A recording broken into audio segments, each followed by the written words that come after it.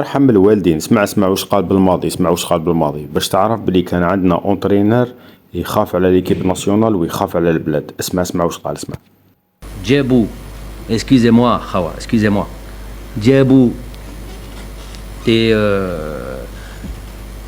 des filles Sidi Moussa, à l'entrée de Sidi Moussa, il s'arrête pas là. Des filles qui sont des filles de mauvais genre, Allah yadihum, c'est ça, et avec des histoires de drogue ou de je ne sais pas quoi, c'est les termes cités. Donc là, tu es avec ton papa, tu meurs. Parce que là, tu pensais que ça allait parler football. Ça parle ce genre de choses. Mais plus de limite. Il te dit ça, et il cite le nom de joueur. Une semaine avant qu'on aille au Qatar. Hadou. Bidoun Dalil. Et surtout, si tu as tous les Dalils de la terre, dis-moi, à quoi ça te sert de le balancer sur la place publique avec nos mœurs, nos cultures, nos coutumes, on sait que ça va nous faire mal, une semaine avant qu'on parte en Coupe d'Afrique. À qui tu heurtes? C'est pas seulement ces joueurs.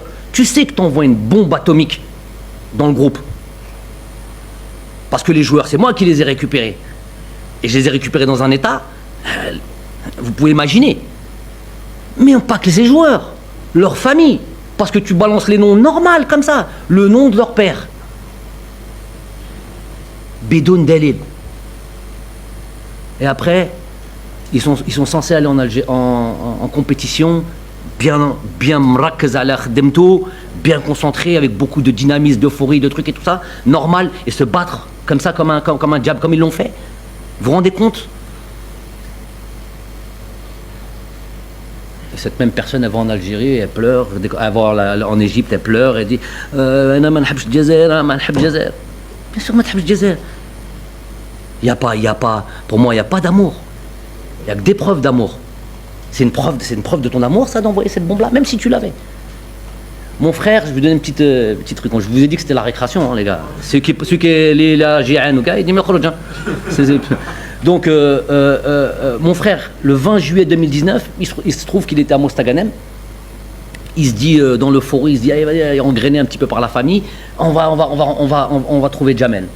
Comme s'ils allaient me trouver ici, boire un café, là, dans le café de Sidi Moussa, tranquille, on peut s'asseoir, on peut boire.